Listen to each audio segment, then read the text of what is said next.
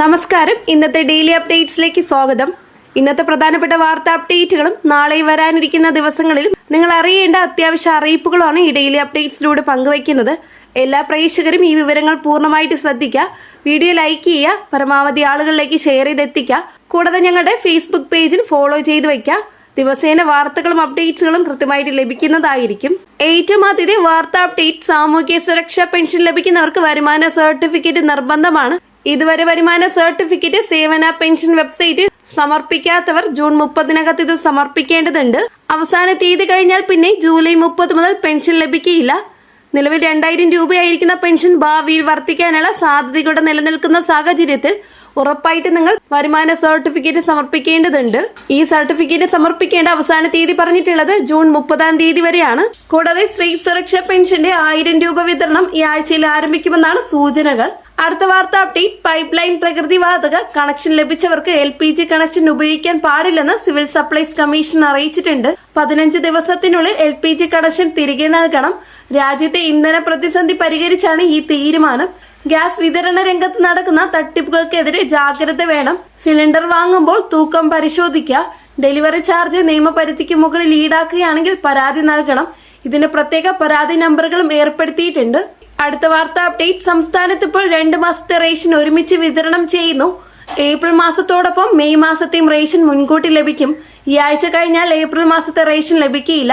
അതിനാൽ എല്ലാവരും ഈ റേഷൻ വിഹിതം നിർബന്ധമായിട്ട് വാങ്ങിക്കണം. ഇത് ജനങ്ങൾക്ക് ഭക്ഷ്യസുരക്ഷ ഉറപ്പാക്കാനുള്ള മുൻകരുതൽ നടപടിയാണ്. അടുത്ത വാർത്താ അപ്ഡേറ്റ്, 2026-2027 സാമ്പത്തിക വർഷം ആരംഭിച്ചതോടെ ബാങ്കിംഗ് മേഖലയിലും വലിയ മാറ്റങ്ങൾ വരുന്നു. പ്രത്യേകിച്ച് സ്വർണ്ണപ്പണയ വായ്പകളിൽ ശ്രദ്ധേയമായ മാറ്റങ്ങളുണ്ട്. ഇപ്പോൾ 2 ലക്ഷം രൂപ വരെയുള്ള വായ്പകൾക്ക് സ്വർണത്തിന്റെ മൂല്യത്തിന്റെ 80% വരെ ലഭ്യമാകും. വായ്പ അടച്ചതിന് ശേഷം 7 പ്രവൃത്തി ദിവസത്തിനുള്ളിൽ സ്വർണം തിരികെ നൽകണമെന്ന് RBI നിർദ്ദേശിച്ചിട്ടുണ്ട്. വാഹനവും ഭവനവും സംബന്ധിച്ച വായ്പകൾ എടുത്തിട്ടുള്ളവർക്ക് ആശ്വാസകരമായ വാർത്തയാണ്. റിപ്പോ നിരക്കിൽ മാറ്റമില്ലാത്തതിനാൽ EMI-യിൽ മാറ്റമുണ്ടാകില്ല. ഫ്ലോട്ടിംഗ് പലിശ നിരക്കിലുള്ള വായ്പകൾ മുൻകൂർ അടച്ചാൽ പ്രീപേയ്മെന്റ് പിഴ ഒഴിവാക്കിയിട്ടുണ്ട്. കൂടാതെ ഡിജിറ്റൽ ഇടപാടുകൾ നടത്തുന്നവർ സുരക്ഷാ മാനദണ്ഡങ്ങൾ കർശനമായി പാലിക്കണം. അടുത്ത വാർത്താ അപ്ഡേറ്റ്, വേനൽ ശക്തമായതോടെ സംസ്ഥാനത്ത് വൈദ്യുതി ഉപയോഗം കുത്തനെ ഉയർന്നിരിക്കുകയാണ്. ഈ സാഹചര്യത്തിൽ പുറത്തുനിന്ന് വൈദ്യുതി വാങ്ങാൻ KCBക്ക് റെഗുലേറ്ററി കമ്മീഷൻ അനുമതി നൽകിയിട്ടുണ്ട്. പരമാവധി 250 മെഗാവാട്ട് വരെ വൈദ്യുതി വാങ്ങാനായിട്ട് സാധിക്കും. യൂണിറ്റിന് 10 രൂപ മുതൽ 15 രൂപ വരെയാണ് വില പരിധി നിശ്ചയിച്ചിരിക്കുന്നത്. മെയ് മാസം മധ്യത്തോടെ ഈ സൗകര്യം ലഭ്യമാകും.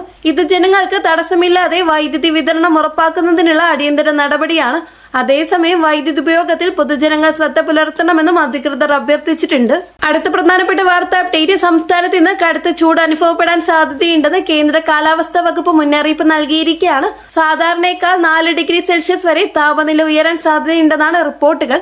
പാലക്കാട് ജില്ലയിൽ താപനില 40 ഡിഗ്രി സെൽഷ്യസ് വരെ ഉയരാം. കൊല്ലം ജില്ലയിലും ഉയർന്ന ചൂട് രേഖപ്പെടുത്താൻ സാധ്യതയുണ്ട്. കോട്ടയം, പത്തനംതിട്ട, തൃശൂർ, കോഴിക്കോട് ജില്ലകളിൽ 38 ഡിഗ്രി സെൽഷ്യസ് വരെയും ആലപ്പുഴ, എറണാകുളം, മലപ്പുറം, കണ്ണൂർ, കാസർഗോഡ് ജില്ലകളിൽ 37 ഡിഗ്രി സെൽഷ്യസ് വരെയും ചൂട് അനുഭവപ്പെടാം. തിരുവനന്തപുരം ജില്ലയിൽ 36 ഡിഗ്രി സെൽഷ്യസ് വരെ ആയിരിക്കും.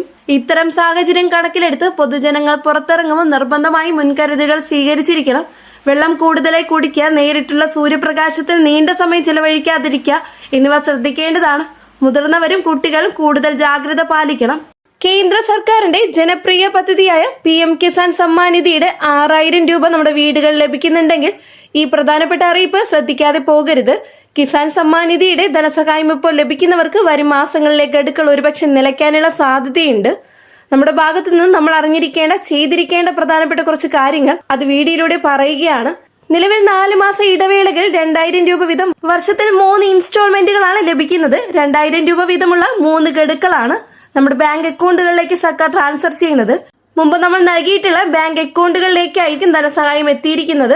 എന്നാൽ ഇപ്പോൾ ആ സ്ഥിതി മാറി. അതായത് ഒരുപാട് അനർഹരായിട്ടുള്ളവർ ഓൺലൈൻ സർവീസ് സെന്ററുകളിലൊക്കെ തന്നെ അനധികൃതമായിട്ട് ഉദ്യോഗസ്ഥരുടെ ഒത്താശയോടെ തട്ടിപ്പ് നടത്തിയെന്നത് കേന്ദ്ര സർക്കാർ മുമ്പ് തന്നെ ബോധ്യപ്പെട്ടിട്ടുള്ളതാണ്. അർഹതയുള്ള കർഷകരിൽ നിന്നും മറ്റ് ആനുകൂല്യങ്ങൾക്കെന്ന് പറഞ്ഞ് ഡോക്യുമെന്റുകൾ വാങ്ങി, എന്നാൽ ആ ഡോക്യുമെന്റുകൾ മുഖാന്തരം ഓൺലൈൻ സർവീസ് സെന്ററുകൾ ഉൾപ്പെടെ തട്ടിപ്പുകൾ നടത്തിയിരുന്നു. അതിനുശേഷമാണ് കേന്ദ്ര സർക്കാർ ആധാർ അധിഷ്ഠിത വിതരണ രീതിക്ക് തുടക്കം കുറിച്ചത്. ഇപ്പോൾ ആധാർ വഴിയുള്ള വിതരണമാണ്. അതായത് ആധാറുമായിട്ട് സീഡ് ചെയ്തിട്ടുള്ള കർഷകന് ബാങ്ക് അക്കൗണ്ടുകളിലേക്കായിരിക്കും ഈ ധനസഹായം എത്തിച്ചേരുക. ഇനി കർഷകന്റെ ബാങ്ക് അക്കൗണ്ട് ആധാറുമായിട്ട് സീഡ് ചെയ്തിട്ടില്ലെങ്കിൽ ഈ ധനസഹായം അക്കൗണ്ടുകളിലേക്ക് കയറുകയില്ല. അപ്പോൾ അതുകൊണ്ട് തന്നെ കർഷകർ ശ്രദ്ധിക്കേണ്ട മറ്റൊരു പ്രധാനപ്പെട്ട കാര്യമാണ് ആധാർ ബാങ്ക് അക്കൗണ്ട് സീഡിംഗ്. നമ്മുടെ സമീപത്തുള്ള അക്ഷയ കേന്ദ്രങ്ങൾ, കോമൺ സർവീസ് സെന്ററുകൾ, ജനസേവന കേന്ദ്രങ്ങൾ എന്നിവയിലെത്തി Aadhaar bank account seeding status check ചെയ്യുന്നതിന് സാധിക്കും. സീഡ് അല്ലെങ്കിൽ നമ്മുടെ ബാങ്കിൽ എത്തിച്ചേർന്ന് ഇത് ബന്ധിപ്പിക്കുന്നതിനും സീഡ് ചെയ്യുന്നതിനും സാധിക്കുന്നതാണ്. ഇനി എത്ര ശ്രമിച്ചിട്ടും ഇത് പൂർത്തിയാവുന്നില്ലെങ്കിൽ പോസ്റ്റ് ഓഫീസുകളിൽ അക്കൗണ്ട് ആരംഭിക്കുക വഴിയാണ് പിന്നീട് നമുക്ക് ധനസഹായത്തിന് അർഹത ലഭിക്കുക. ഇനി രണ്ടാമതായി മറ്റൊരു പ്രധാനപ്പെട്ട കാര്യം ഇലക്ട്രോണിക് KYC ആണ്. ഈ KYC നമ്മൾ പൂർത്തിയാക്കിയവർക്കാണ് ഈ ധനസഹായം കയറിക്കൊണ്ടിരിക്കുന്നത്. എന്നാൽ ചില സമയത്ത് റീക്വൈസി, അതായത് ചില കർഷകർ വീണ്ടും ഒന്നുകൂടി KYC ചെയ്യേണ്ടതായിട്ടുണ്ടാകും. അങ്ങനെ ഉണ്ടോ എന്ന് അറിയുന്നതിന് വേണ്ടി KYCയുടെ സ്റ്റാറ്റസ് നമ്മൾ പരിശോധിച്ചാൽ മതിയാകും. അല്ലെങ്കിൽ ഫോണിൽ ഇതുമായി ബന്ധപ്പെട്ട SMS സന്ദേശങ്ങൾ നമുക്ക് ലഭിക്കും. ആ ഒരു സമയത്ത് വീണ്ടും ബയോമെട്രിക് സംവിധാനം വഴിയോ ഫേസ് ഓതന്റിക്കേഷൻ വഴിയോ അല്ലെങ്കിൽ OTP അധിഷ്ഠിത വെരിഫിക്കേഷൻ വഴിയോ KYC പൂർത്തിയാക്കാനായിട്ട് സാധിക്കും. KYC പൂർത്തിയാക്കിയവർക്ക് ധനസഹായം ലഭിക്കുമെന്നതാണ് പ്രത്യേകം ശ്രദ്ധിക്കേണ്ടത്.